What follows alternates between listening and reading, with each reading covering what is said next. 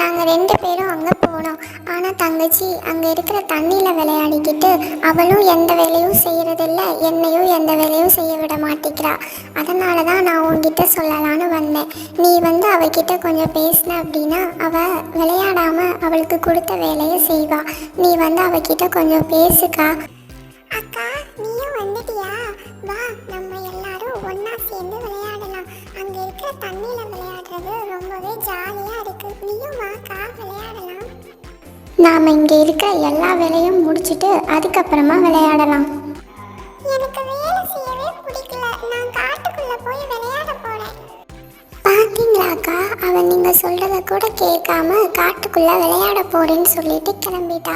காட்டுக்குள்ள போனா அவளுக்கு நிறைய ஆபத்து வரும். ரோசி, நீயும் அவ கூடயே போ, இல்லைன்னா அவ ஏதாவது பெரிய ஆபத்துல மாட்டிக்கிட போறா.